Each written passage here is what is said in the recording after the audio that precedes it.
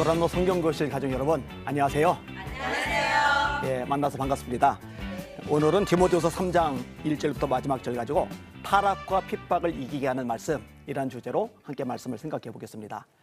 윌슨 박사님이라고 계세요. 이분이 고대 언어학자이고 세계적으로 유명한 학자분이신데 오늘 학생 2명이 이 성경을 사랑한다고 소문난 이 박사님을 찾아온 거예요. 네. 박사님, 성경이 하나님의 말씀이라는 걸 도대체 어떻게 믿을 수 있습니까?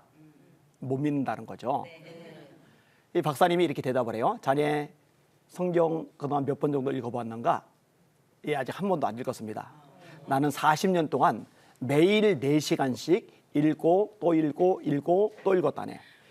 이렇게 40년간 4시간씩 읽다 보니까 성경이 하나님의 말씀이라는 것을 믿을 수밖에 없게 되었다네. 네. 자네들 한 2번 정도라도 읽어보고 다시 오면 안 되겠나? 그랬더니 학생들이 얼굴이 붉어지면서 고맙습니다 하고 가더랍니다. 제가요, 요 내용이 어떤 내용인지 좀 이해를 해요. 제가 이제 궁금한 게 많아서 몰몬경도 읽어보고 불경도 읽어보고 뭐 이런저런 다양한 책들도 열심히 읽어봤어요. 뭐 칸트, 헤겔, 뭐 말리노프스키, 레드클리프 브라운, 뭐 세계 각 역사 같은 것들. 그런데 아무리 다른 책들을 많이 읽어도 성경만큼 대단한 책은 없더라고요.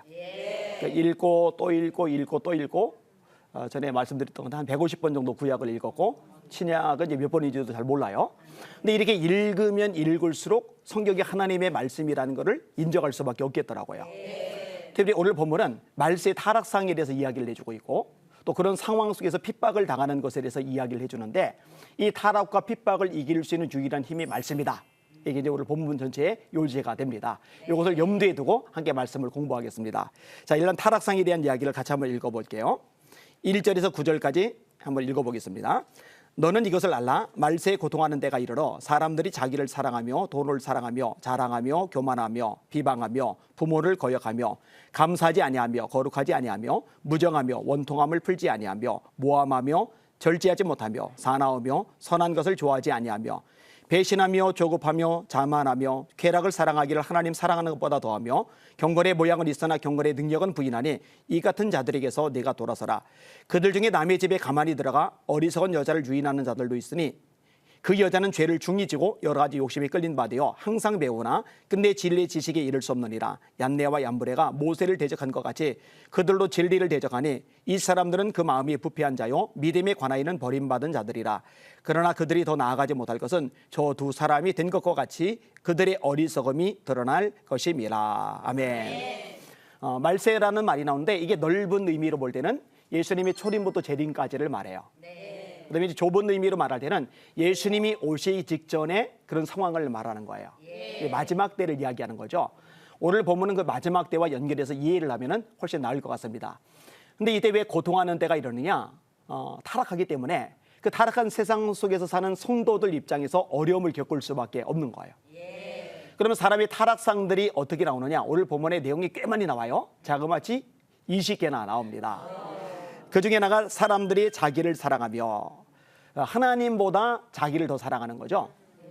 예수님이 제자들 보고 이런 말씀을 하십니다. 무릇 내게 오는 자가 자기 부모와 처자와 형제와 자매와 더욱이 자기 목숨까지 미워하지 아니하면은 능히 나의 제자가 되지 못하고 부모를 미워해야 된대요. 처자식을 미워해야 된대요. 형제를 미워해야 된대요. 자식을 미워해야 된대요. 심지어 자기 목숨까지 미워해야 된대요. 예수님이 왜 이런 말씀하셨을까? 그게요. 원어상으로 비교급이에요. 그러니까 예수님보다 덜 사랑한다 라는 뜻을 가지고 있는 거예요. 그러니까 예수님이 부모님보다 더 큰 사랑의 대상이 되어야 된다. 처자도 형제도 자매도 자기 목숨도 예수님보다 더 많이 사랑하면 안 된다. 그 이야기를 하고 있는 겁니다. 근데 마지막 때의 징조는 뭐냐? 자기 사랑이 극대화될 것이라는 거죠. 두 번째는 돈을 사랑하며 성경에서 사랑의 대상은 딱 2가지예요. 마음을 다하고 성품을 다하고 목숨을 다하고 뜻을 다하여 주 너희 하나님을 사랑하라 하셨으니 이것이 크고 첫째 되는 계명이요. 둘째는 이와 같으니 네 이웃을 네 몸과 같이 사랑하라 하시느니라. 이것이 온율법과 선지자의 강령이니라. 그러니까 하나님 사랑, 수직, 이웃 사랑, 수평. 수직과 수평 십자가죠. 반대로 사랑하지 말아야 될 것을 이야기하는데 그게 돈입니다. 돈.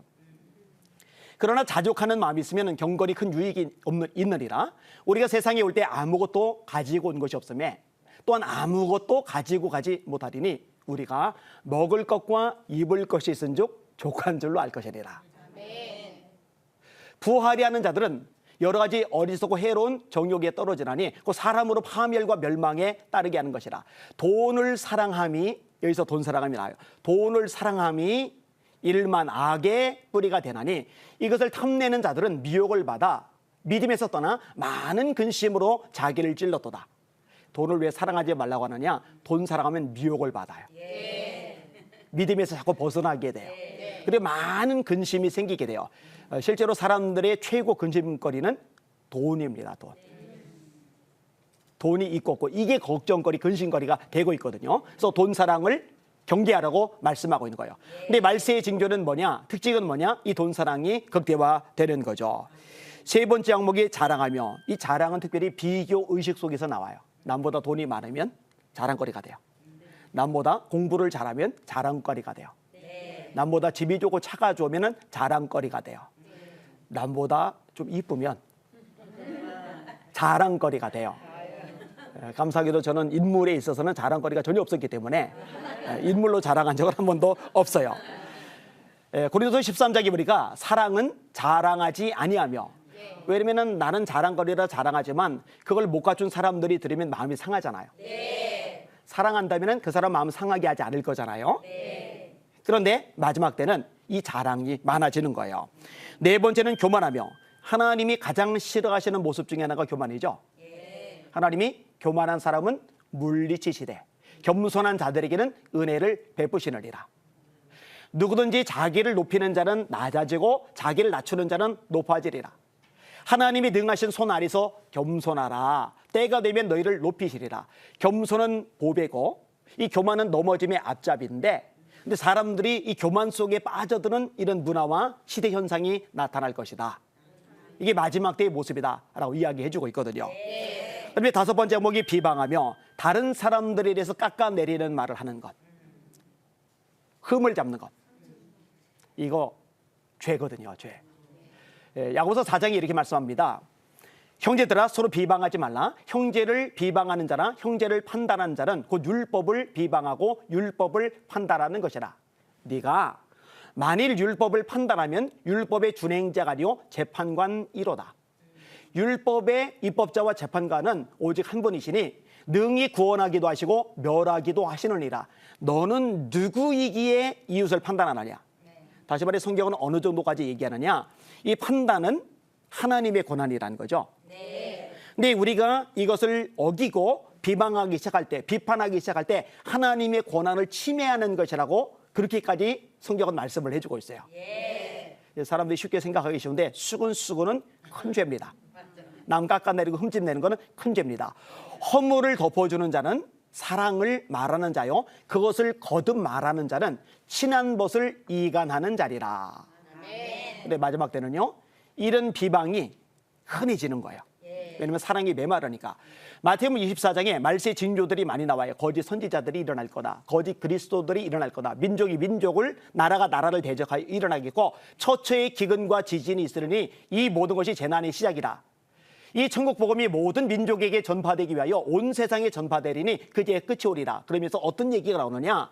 불법이 성함으로 많은 사람의 사랑이 식어지리라. 그러나 끝까지 견디는 자는 구원을 얻으리라. 마지막 때는 사랑이 식어요. 사랑하면 감쌉니다. 근데 사랑이 식으니까 흠집을 내는 거죠.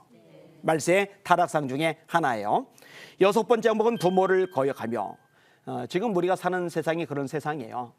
자녀가 부모를 공경하는 문화가 완전히 무너져 버린 세상이 되어버렸어요. 에베소 6장이 말씀하죠.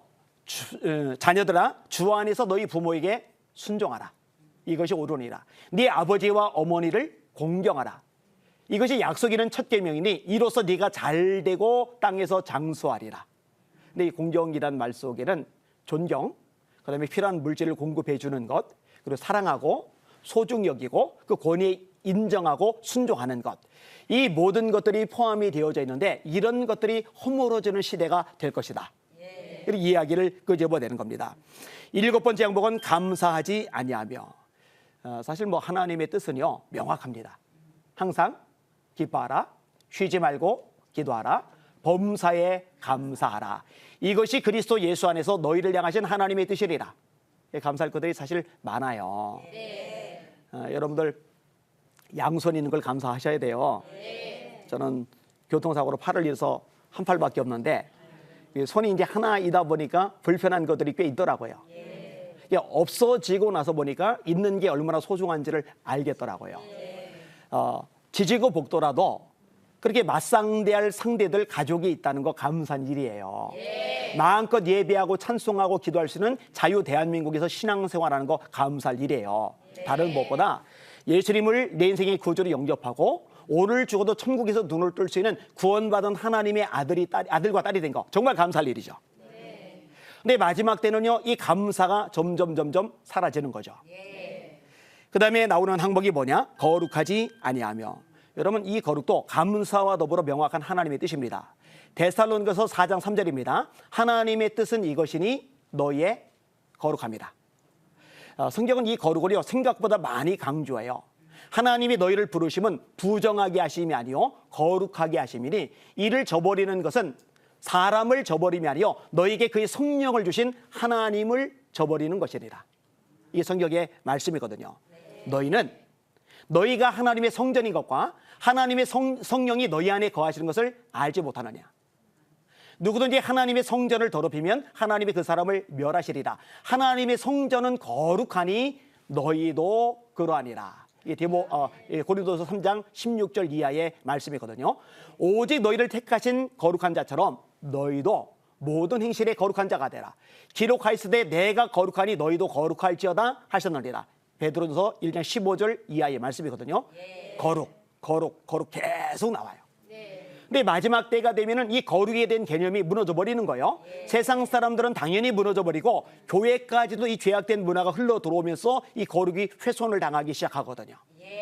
거룩하지 아니하며. 그 다음에 나오는 9번째 항목이 무정하며. 이 정이 없는 거죠. 무관심한 거죠. 여러분 가끔 신문 같은 데 보면은 누군가가 지금 막 큰 봉변을 당하고 있는데 그 근처에 있는 집사람들이 창문을 다 닫아요. 그냥 나와 보지도 않아요. 근처에 있는 사람도 못 본 척하고 이제 지나가요. 사람들에 대해서 관심이 없는 거죠. 미움과 사랑, 이 두 가지를 보통 반대라고 생각하는데 사랑의 반대가 미움이 아니고 사실은 무관심이라고 그러죠. 미워하는 거는 그래도 아직까지 관계가 형성이 된 거예요. 그런데 이 단계를 넘어가 버리면 아예 마음 문을 닫아버려요. 둘 사이 건널 수 없는 바다가 형성이 돼요. 그럼 그 사람이 뭘 하든지 아예 신경을 끊어버려요. 그걸 이제 무정이라고 그러는데 마지막 때 나타나는 보편적인 현상 중에 하나가 무정하며예요. 다른 사람에 대해서 일절 관심이 없는 거예요. 메마른 세상이 되는 거죠. 10번째 항목이 원통함을 풀지 아니하며. 억울한 감정을 풀지 않는 거예요. 열받았어요. 기분이 나빠요. 화가 나요. 이것을 마음에 품은 채 끝까지 가는 거죠. 여러분 욥이 고난을 많이 당하잖아요. 머리끝부터 발끝까지 악성 종양이 생겼어요. 얼마나 이게 심각한지 가리워서 몸을 긁는데 손으로 긁으면 피부에 와닿질 않으니까 기와 조각으로 몸을 긁을 정도로. 그래야 가려운 게 좀 해결이 되니까.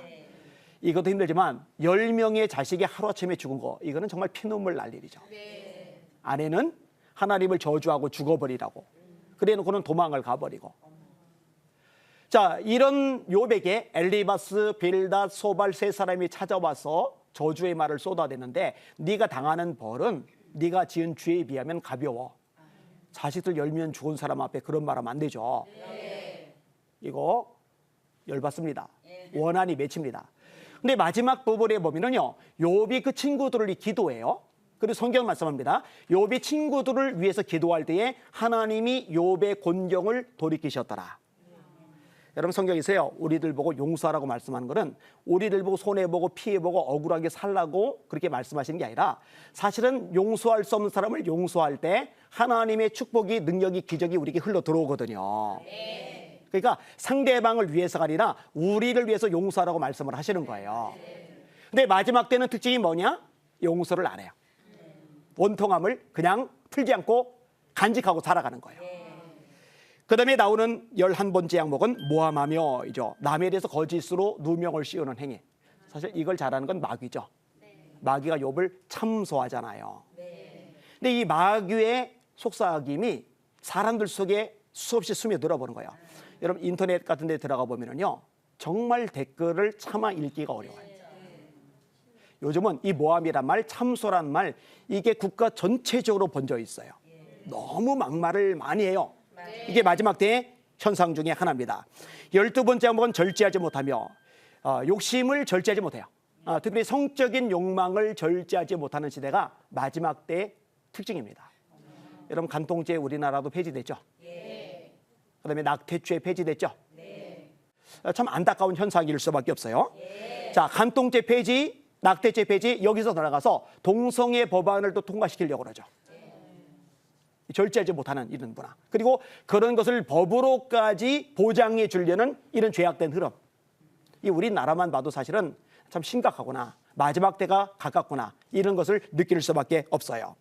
13번째 항목이 사나우며 성격이 난폭하고 잔인해지는 이 문화 현상, 사회 현상이 나타날 거라는 겁니다.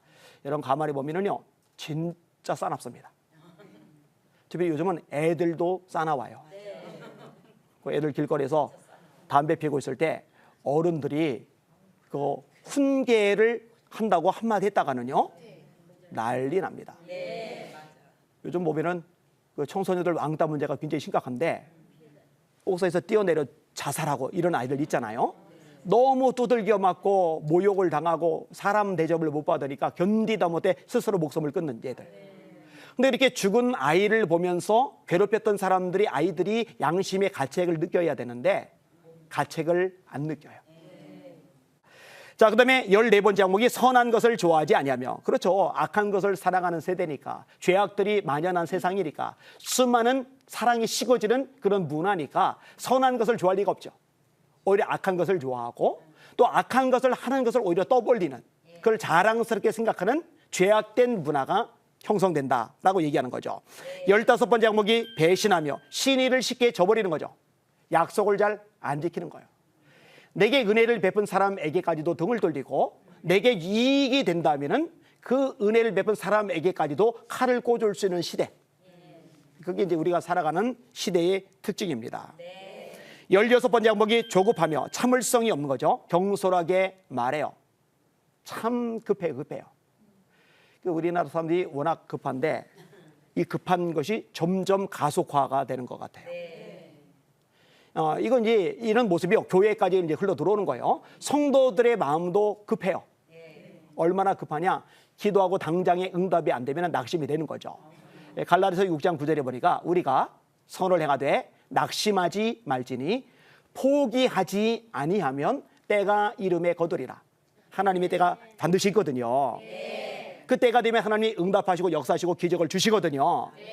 근데 그때까지 포기하지 않아야 되는데 조급하다 보니까 포기가 되는 거예요. 근데 이거는 성도들만이 아니라 세상 속에서도 만연한 현상인데 너무너무 마음이 급해지는 거예요. 17번째 항목이 자만하며 자기 과신이 심각해지는 거죠. 하나님의 도우심, 하나님의 계획, 하나님의 인도하심이 아니더라도 내가 노력하면, 내가 수고하면, 내가 인맥 동원하면, 내가 수단과 방법을 동원하면 얼마든지 성공할 수 있다. 얼마든지 출세할 수 있다. 얼마든지 잘 먹고 잘 살 수 있다. 내 힘으로, 내 주먹으로, 내 능력으로, 내 역량으로, 내 지혜로, 내 노력으로 가능하다. 이런 식의 사고방식들이 사람들 머릿속에 가득 차게 되는 거죠. 18번째 항목은 쾌락을 사랑하기를 하나님 사랑하는 것보다 더하며. 제가 웹툰을 분석을 했어요. 특별히 젊은 세대가 인터넷 공간에 들어서 웹툰을 보는데 도대체 이들이 보는 웹툰이 어떤 내용인지 좀 파악을 해야 되겠다. 그래서 제가 분석을 다 해서 이제 소논문으로 써서 신학 잡지에다가 제가 올리기로 했었어요. 근데 이 웹툰을 보면은요, 폭력이 굉장히 긍정적으로 미화가 많이 돼요. 동성애가 아주 아름답게 포장이 돼요. 성적인 타락과 일탈이 마치 매력적인 삶인 것처럼, 그러니까 네가 마음이 원하는 대로, 내키는 대로, 네 기분대로 마음껏 즐기고 누리고 살아라. 이런 메시지들이 계속적으로 청소년들에게, 어린아이들에게 주입이 돼 가는 거예요. 그러다 보니까 점점 이 쾌락이 인생의 우선순위가 돼버리는 거예요. 자기가 즐거울 수만 있다면, 자기가 쾌락을 느낄 수만 있다면 다른 것들은 문제 삼지 않은 이런 죄악된 문화가 많아지는 거죠. 11번째 제목은 경건의 모양은 있으나 경건의 능력은 부인하는 자니라고 얘기해요. 경건에는요, 능력이 따라와요. 왜냐하면 이 경건은 하나님이 기뻐하시는 삶의 모습과 특징을 드러내기 때문입니다. 예를 들어서 사도행전 10장에 보니까 고넬료가 경건해요. 경건하여에 걸리는 항목들이 있는데 온 가족과 더불어 하나님을 경외했다. 백성을 많이 구제한다. 항상 기도한다. 이 특징이 경건해요. 야고보서 1장 26절에 경건의 특징이 나오는데 스스로 경건하다 생각하며 자기 혀에 재갈 먹이지 아니하고 자기 마음을 속이면 이 사람의 경건은 헛것이라. 하나님 아버지 앞에서 정결하고 더러움이 없는 경건은 곧 고아와 과부를 그 환난에서 돌아보고 또 자기를 지켜 세상에 물들지 아니하는 이것이리라. 이게 하나님이 기뻐하시는 삶을 구체적으로 살아가니까 능력도 나타나는데 하나님이 기뻐하시는 삶과 괴리된 삶을 살아가요. 그러니까 능력도 안 나타나요. 이 경건의 모양은 있는데 능력이 없는 그런 그리스도인들도, 그런 교인들도 교회 속에 많아지는 거예요. 그래서 함께 말씀을 배우는 여러분들에게는 경건의 모양만이 아니라 경건의 능력도 있으시길 바랍니다. 우리 시청자 여러분들도 마찬가지예요. 경건의 모양만 아니라 능력을 가지고 있어야 돼요. 경건의 모양은 있으나 경건의 능력은 부인하는 자니 이 같은 자들에게서 네가 돌아서라. 이게 바울이 디모데에게 가르쳐준 항목입니다. 마지막 20번째 항목이 뭐냐? 영지주의자들이 된 경고인데 거짓 교사의 가르침을 받은 여인들이 나와요. 이 여인들이 쾌락에 빠져요. 죄를 쉽게 져요. 여러분, 영지주의 요 얘기를 디모데 전서 후서 공부하면서 여러 번 반복해서 말했는데 이 영지주의는 그 당시에 이단 사상이에요. 근데 영지주의 핵심 중에 하나에 영육 이원론이 있는 거예요. 영은 선하고 육은 악하다. 이 영은 선하고 이 물질계는 악하다. 그러다 보니까 두 가지 극단으로 가요. 자, 이 몸이 악한 거고 어차피 쓸모없는 것이라면은 혼인 뭐하라느냐? 몸과 몸의 결합이잖아요, 그죠? 음식은 뭐하러 먹느냐? 금욕주의로 가는 거예요. 그다음에 또 하나는 뭐냐? 어차피 영만이 가치가 있고 이 몸은 쓸모없는 거라면은 이 쓸모없는 거 어떻게 써든 뭔 상관이냐? 영만 지키면 되는 거다. 그러니까 이 몸은 네 마음대로 내키는 대로 써라. 그러니까 쾌락주의로 가는 거예요. 이 영지주의에서 극단적으로 금욕주의로 흐르기도 하고 극단적으로 쾌락주의로 흐르기도 하고 지금 이제 본문의 상황은 이제 쾌락주의 그리고 앞부분에 다뤘을 때는 금욕주의 부분을 다룬 부분이거든요. 자, 이렇게 잘못된 가르침을 주는 사람들이 있고 그 영향을 받는 사람들이 있을 거다. 이런 20가지 특징들이 언급이 되고 있는 겁니다. 자, 그다음에 마지막 때의 또 하나의 특징이 뭐냐? 이 타락과 더불어 핍박의 상황에 대해서 이야기를 끄집어내요. 바울이 먼저 자신이 당하는 상황을 설명을 하고 또 일반적으로 경건하게 살고자 하는 사람들의 받을 핍박에 대해서 설명을 해요. 10절에서 13절까지 다시 한번 읽겠습니다. 나의 교훈과 행실과 의향과 믿음과 오래 참음과 사랑과 인내와 박해를 받음과 고난과 또한 안디옥과 이고니온과 루스드라에서 당한 일과 어떤 박해를 받은 것을 네가 과연 보고 알았거니와 주께서 이 모든 것 가운데서 나를 건지셨느니라. 그리스도 예수 안에서 경건하게 살고자 하는 자는 박해를 받으리라. 악한 사람들과 속이는 자들은 더욱 악하여져서 속이기도 하고 속기도 하나니. 바울의 삶의 특징들이 여러 가지가 묘사가 돼요. 첫 번째가 이제 교훈이란 말이 나오는데 앞부분에서도 교훈이란 말이 나오는데 이 교훈은 복음을 말해요. 말씀을 말해요. 결국 예수님에 대한 부분이죠.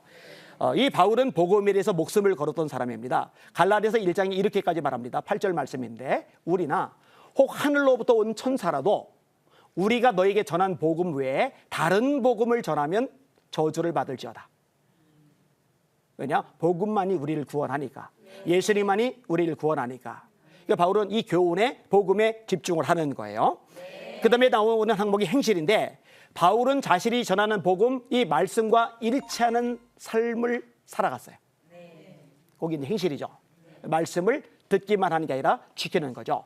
야고보서 1장 25절에 이렇게 말씀합니다. 자유롭게 하는 온전한 율법을 들여다보는 자는 듣고 잊어버리는 자가 아니요 실행하는 자리, 실천하는 자리, 이 사람이 그 행하는 일에 복을 받으리라. 행하여야죠. 계시록 1장 3절입니다. 이 예언의 말씀을 읽는 자와 듣는 자들과 지키는 자들이 복이 있나니 때가 가까움이라. 지켜야죠. 하나님이 여호수아에게 하신 말씀입니다. 여호수아 1장 8절에 이 율법책을 네 입에서 떠나지 말게 하고 주야로 그것을 묵상하여 그 가운데 기록한 대로 다 지켜 행하라. 그리하면 네 길이 평탄하게 될 것이라 네가 형통하리라. 너 형통하고 싶지? 네 인생의 길이 평탄하게 열려지길 원하지? 그럼 내가 비결을 알려줄게. 말씀을 묵상하고 지켜 행해. 그럼 그렇게 되게 만들어 줄게. 이 성경의 말씀이거든요. 여러분, 예수님도 산상수훈 마태복음 5장, 6장, 7장 결론에서 동일한 말씀을 하세요. 누구든지 나의 이 말을 듣고 지키는 자는 그 집을 반석 위에 지은 지혜로운 사람 같으리니 비가 내리고 창수가 나고 바람이 불어 그 집에 부딪히되 무너지지 아니하나니. 이는 그 주초를 반석 위에 놓은 연고요. 나의 이 말을 듣고 지키지 않는 자는 그 집을 모래 위에 지은 어리석은 사람 같으니 비가 내리고 창수가 나고 바람이 불어 그 집에 부딪히되 무너짐이 심하리라. 아멘. 주님의 말씀의 엑기스 결론이 뭐냐? 말씀을 지키는 거예요. 요한복음 14장 21절은 이렇게까지 말씀합니다. 나의 계명을 가지고 지키는 자라야 나를 사랑하는 자리. 예수님 사랑해요. 그런데 안 지켜요. 그럼 사랑하는 말이 아니에요. 거짓말인 거예요. 예수님이 직접 말씀하셨어요. 나의 계명을 가지고 지키는 자라야 나를 사랑하는 자리. 나를 사랑하는 자는 나의 아버지께 사랑을 받을 것이요 나도 그를 사랑하여 그에게 나를 나타내리라. 그러니까 교훈과 행실은 세트예요. 복음과 행위는 일치가 되어야 하는 거죠. 이 바울이 그런 법을 얘기해요. 그 다음에 의향. 이 의향은 바울의 삶의 목표 방향성이에요. 이 바울의 삶의 목표 방향성은 딱 하나입니다. 복음이에요. 복음. 바울은 이 복음을 위해서 자기의 전 존재를 쏟아부어요. 로마서 1장에 보면은 자기의 정체성을 이렇게 말합니다. 예수 그리스도의 종 바울은 사도로 부르심을 받아 하나님의 복음을 위하여 택정함을 입었으니. 내가 왜 선택받은 줄 아냐? 복음을 위해서 선택을 받은 거야. 그래서 사람들 보고 이렇게까지 말합니다. 보라, 이제 나는 성령에 매여 예루살렘으로 가는데 거기서 무슨 일을 만날는지 알지 못하노라. 오직 성령이 각성해서 내게 증거하시기를 결박과 환난이 나를 기다린다 하시나 나의 달려갈 길과 주 예수께 받은 사명 곧 하나님의 은혜의 복음, 하나님의 은혜의 복음 증거하기를 마치는 데는 나의 생명을 조금도 귀한 것으로 여기지 아니하노라. 나는 예루살렘에서 결박당할 뿐 아니라 죽을 것도 각오하였노라. 아멘. 의향 뚜렷해요. 나는 복음을 위해서 살아간다. 그게 내 삶의 방향이요 표대다. 이렇게 이야기를 끄집어내는 거예요. 그 다음에 믿음을 얘기하죠. 사역자에게 요구되는 모습들, 그 중에 하나가 믿음이죠. 사실 믿음이 없으면 주의를 못합니다. 그리고 기본적으로 성경은 믿음이 없으면 하나님을 기쁘시게 하는 것 자체가 불가능하다고 가르쳐줘요. 히브리서 11장 6절이죠. 믿음이 없이는 기쁘시게 못하나니. 하나님께 나아가는 자는 반드시 그가 계신 것과 또한 그가 자기를 찾는 자들에게 상 주시는 이심을 믿어야 할지니라. 아멘. 마태, 마가, 누가, 요한 사복음서에 보면은 예수님이 칭찬한 사람은 100% 똑같은 걸 가지고 있어요. 믿음이죠. 네 믿음대로 될지어다. 네 믿음이 크도다. 네 믿음이 너를 구원하였으니 평안히 가라. 반대로 책망하셨을 때는요 100% 믿지 않기 때문에 저희의 믿음 없음을 인하여 이 부분이 나와요. 능력을 나타내지 않으셨다. 믿음이 적은 자요 왜 의심하느냐. 할 수 있거든이 무슨 말이냐. 믿는 자에게는 능치 못할 일이 없느니라.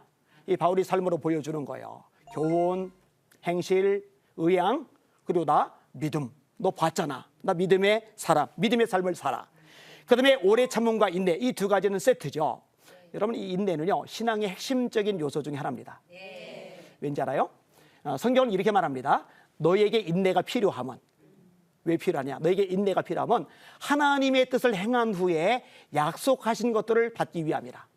여러분, 하나님의 뜻대로 살아요. 하나님 그럼 기억하세요. 반드시 축복하세요. 반드시 역사하세요. 반드시 갚아주세요. 그런데 하나님의 뜻을 행해 놓고도 하나님께서 주시는 것을 못 받아 누리는 사람들이 간혹 있어요.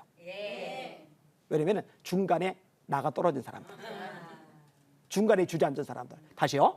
너에게 인내가 필요하면 하나님의 뜻을 행한 후에 약속하신 것들을 받기 위함이라. 이 인내가 너무너무 중요하기 때문에 하나님은 이 인내를 키워주기 위해서 때때로 저와 여러분을 고난 속에 밀어 넣으시기도 해요. 왜냐하면 고난을 통과하지 않고 인내가 커지는 건 어렵거든요. 그래서 야고보서 1장 2절은 이렇게까지 말씀합니다. 내 형제들아, 너희가 여러 가지 시험을 만나거든. 아니 한 가지 시험도 솟아나고 답답하고 미치겠는데 속이 뒤집어지는데 팔짝팔짝 뛰겠는데 여러 가지 고난 시련 어떡하라고요. 너희가 여러 가지 시험을 만나거든 온전히 기쁘게 여겨라. 이는 너희 믿음의 시련이 인내를 만들어내는 줄 너희가 알미라. 인내를 온전히 이루라. 이는 너희로 온전하고 구비하여 조금도 부족함이 없게 하려 함이라. 하나님 우리가 온전해지기를 원하세요. 조금도 부족함이 없이 구비되기를 원하세요. 그 방법이 뭐냐? 인내를 이룰 때 가능하다고 이야기해 주고 있거든요. 그런데 바울은 이 인내도 갖춘 삶을 살았던 거죠. 그러니까 멋진 목회자예요. 참 귀한 하나님의 사람입니다. 그 다음에 나오는 항목이 사랑이죠. 사실 뭐 사랑하는 마음이 없이 하나님의 일을 어떻게 하겠어요? 그죠? 그 사랑하는 마음이 없이 어떻게 헌신하고 충성하고 봉사하고 내 삶을 희생할 수가 있겠어요. 그죠? 사랑이 있어야 돼요. 그리고 나머지 좋은 조건들이 사실 다 갖춰져 있어도 사랑이 빠져나가면 껍데기가 돼요. 동일한 바울 서실 고린도서 13장에 바울이 이렇게까지 얘기합니다. 내가 사람의 방언과 천사의 말을 할지라도 사랑이 없으면 소리나는 구리와 울리는 꽹과리가 되고, 내가 예언하는 능이 있어 모든 비밀과 모든 지식을 알고, 또 산을 옮길 만한 모든 믿음이 있을지라도 사랑이 없으면 내가 아무것도 아니요. 내가 내게는 모든 것으로 구제하고 또 내 몸을 불사르게 내어줄지라도 사랑이 없으면 내가 아무것도 아니니라. 앞부분이 내가 아무것도 아니고 뒷부분이 내게 아무 유익이 없습니다. 제가 뒤집어서 지금 인용을 했어요. 그러니까 사랑을 빼버리면 나머지 것들이 전부 다 빛을 잃고 가치를 잃어버리는 거예요. 자, 이런 특징들이 바울의 삶에 나타나는 거예요. 자, 정리 한번 해볼게요. 교훈, 행실, 의향, 인내, 오래 참음, 믿음, 사랑. 그런데요, 이런 얘기를 짧게 얘기하고 사실 길게 얘기하는 방법은 따로 있어요. 그게 뭐냐? 핍박에 대한 이야기예요. 자신이 얼마나 박해를 받았는지 그거를 이야기를 해요. 박해를 받음과 고난과 또한 안디옥과 이고니온과 루스드라에서 당한 일과 어떤 박해를 받은 것을 네가 과연 보고 알아거리와 주께서 이 모든 것 가운데서 나를 건지셨느니라. 지역이 세 개가 나와요. 하나는 안디옥, 하나는 이고니온, 하나는 루스드라. 요 세 지역은요, 바울이 어려움을 겪은 대표적인 지역이에요. 안디옥은 성경에 두 군데가 나와요. 하나는 시리아의 안디옥, 또 하나는 비시디아의 안디옥. 오늘 본문에 등장하는 안디옥은 비시디아의 안디옥이에요. 여기서 유대인들에 의해서 바울이 쫓겨나요. 마음껏 복음을 전하고 싶은데 복음을 전하지 못하도록 바울을 쫓아내요. 그럼 이고니온은 어떠냐? 상황이 더 안 좋은데 단순히 쫓아낼 생각을 하는 게 아니라 바울을 돌로 치려고 마음을 먹어요.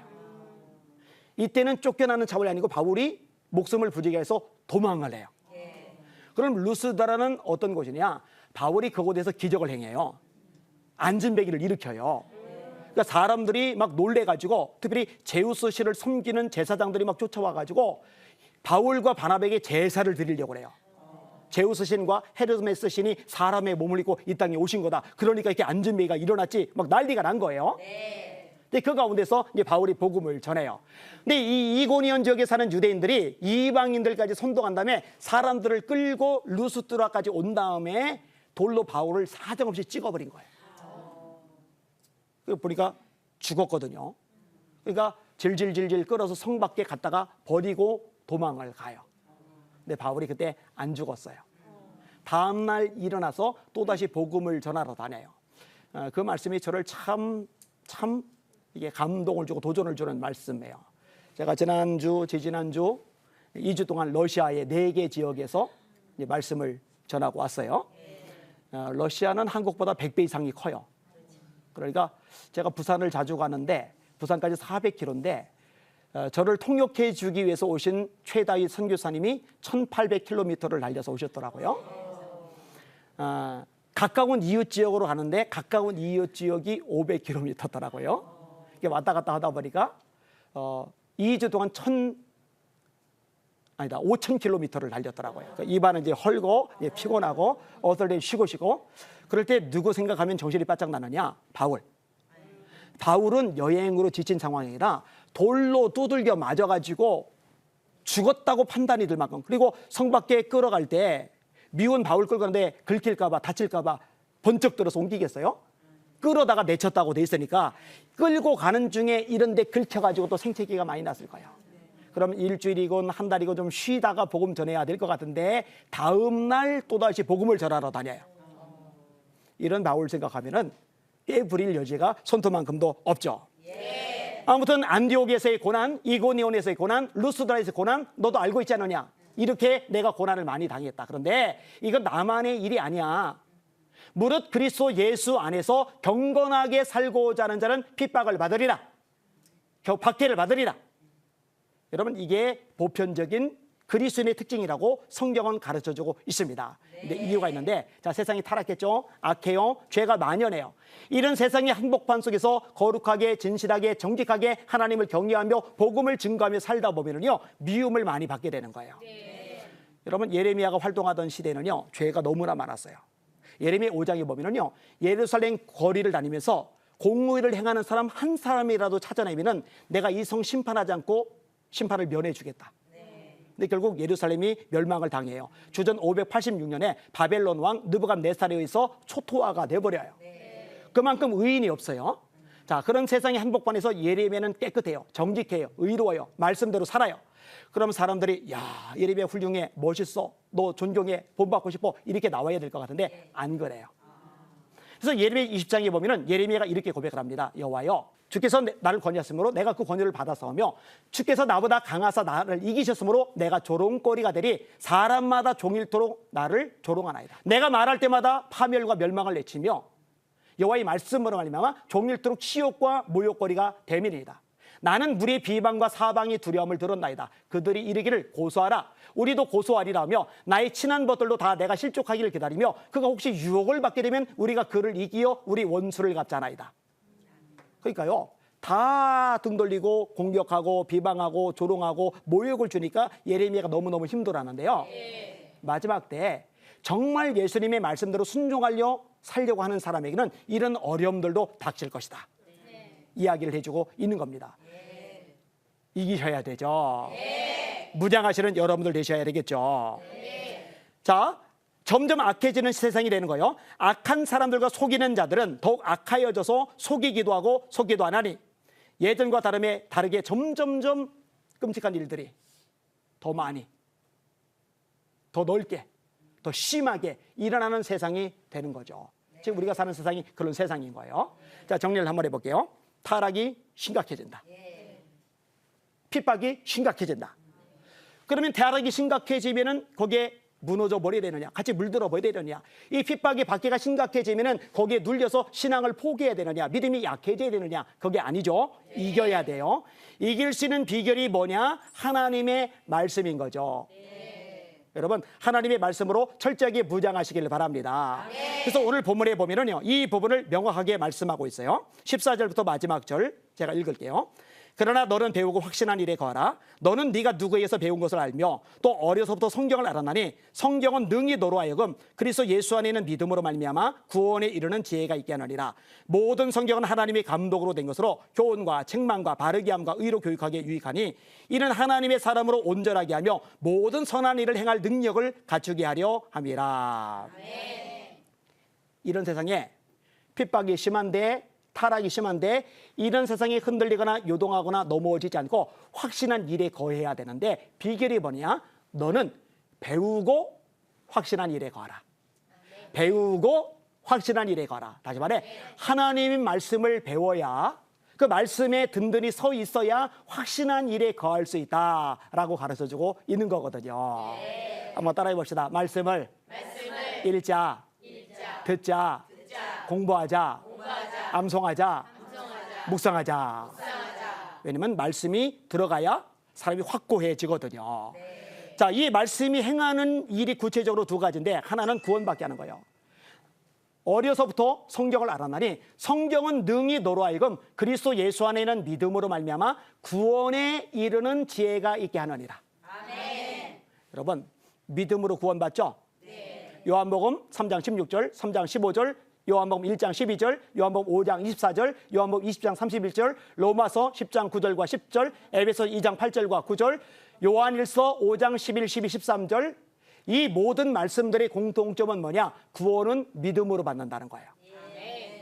자, 구원은 믿음으로 받는데 이 믿음을 가지게 하는 게 뭐냐? 말씀인 거죠. 다시 네가 어려서부터 성경을 알았나니 성경은 능히 너로 하여금 그리스도 예수 안에는 믿음으로 말미암아 구원에 이르는 지혜가 있게 하느니라. 아멘. 로마서 10장 17절도 동일해요. 그런즉 믿음은 들음에서 나고 들음은 그리스도의 말씀으로 말미암느니라. 아멘. 자, 구원만 받게 하는 게 아니에요. 이 구원받은 하나님의 백성을 자라게 해요. 그래서 모든 성경은 하나님의 감독으로 된 것으로 교훈과 책망과 바르게 함과 의로 교육하기에 유익하니 이는 하나님의 사람으로 온전하게 하며 모든 선한 일을 행할 준비를 갖추게 하려 함이라. 네. 베드로서의 범위는 갓난 아이들같이 신령하고 순전한 젖을 삼아라. 영적으로 어린 아이일 때는 젖과 같은 말씀을 받아먹어서 자라요. 성장한 다음에는 단단한 식물, 히브리서의 표현이죠. 애기들은 밥을 못 먹어요. 애기들은 고기를 못 먹어요. 젖을 먹어야 되고 이유식 먹다가 그다음에 밥 먹고 고기도 먹는 거예요. 그런데 성장하고 나면 고기도 씹어 먹어요. 단단한 음식도 씹어 먹어요. 마찬가지로 영적으로 성장하면은 어렵고 부담되는 말씀조차도 소화해서 내 것으로 만들 수가 있거든요. 그런 것을 단단한 식물이라고 했는데 역시 말씀이에요. 말씀이 들어갈 때 영혼이 성장하면서 변화를 겪게 되는 거죠. 여러분, 시험을 이겨야 믿음이 자라나가면서 하나님이 기뻐하시는 삶을 살죠. 시험에 지면은 그 시간 동안 인생을 허비하는 거예요. 신앙이 주눅드는 거예요. 맥이 풀려버리는 거예요. 그런데 여러분, 무엇으로 시험을 이겨요? 말씀으로 시험을 이기잖아요. 예수님이 마귀의 3가지 시험을 전부 말씀으로 물리치시잖아요. 기록하 있으되 사람이 떡으로만 살 것이 아니요 하나님의 입에서 나오는 모든 말씀으로 살 것이라 하셨느니라. 기록하 있으되 주 너희 하나님을 시험치 말라 하셨느니라. 기록하 있으되 다만 주 너희 하나님께 경배하고 그를 섬기라 하셨느니라. 마귀가 우리를 넘어뜨리러 와요. 우리를 망가뜨리려 와요. 우리 시름은 혈과 육을 상대하는 것이 아니요 통치자들과 권세자들과 이 세상의 모든 악한 자들을 상대함이라고 말씀하잖아요. 그러면서 무기로 전신갑주를 입으라고 그래요. 진리의 허리띠, 의의 고신경, 평안의 복음에 준비한 신, 구원의 투구, 믿음의 방패를 가지고 악한 자의 모든 불화살을 소멸하고 다 방어무기. 띠도, 신발도, 호신경도, 투구도, 방패도 방어무기. 우리도 마귀를 공격해야죠. 공격할 수 있는 유일한 무기가 있는데 성령의 검, 곧 하나님의 말씀을 가져라. 그러니까 타락이 만연한 세상이에요. 핍박이 밀려 들어와요. 원수마귀가 이런 분위기, 이런 환경, 이런 여건, 이런 상황 속에서 우리를 무너뜨리려고 올 때 우리도 마귀를 박살을 내야 되는데, 쫓아내야 되는데, 타격을 입혀야 되는데, 타격을 입힐 수 있는 유일한 무기가 뭐냐? 하나님의 말씀이라는 거죠. 그러니까 이 말씀은 굉장히 중요한 요소가 되는 거예요. 오늘 본문의 교훈, 어떻게 살아야 될지 방향을 가르쳐줘요. 책망, 죄를 지었을 경우 지적해줘요. 바르게 함, 우리 삶에 왜곡되고 삐뚤어진 걸 펴줘요. 그 다음에 의로 교육함, 영적인 훈련을 통해서 무장하게 만들어 주거든요. 말씀을 정리합니다. 마지막 때 타락상이 극심할 거예요. 이 와중에 말씀대로 살려니 핍박도 있을 거예요. 그런데 기죽을 이유는 없어요. 타락상도 이길 수 있고 핍박도 이길 수 있어요. 무엇으로 이기느냐? 하나님의 말씀으로 이길 수 있습니다. 이렇게 와서 말씀드리는 여러분, 또 이 시대에서 들어온 성경 교실을 통해서 성경을 배우는 시청자 여러분, 탁월한 선택을 하신 겁니다.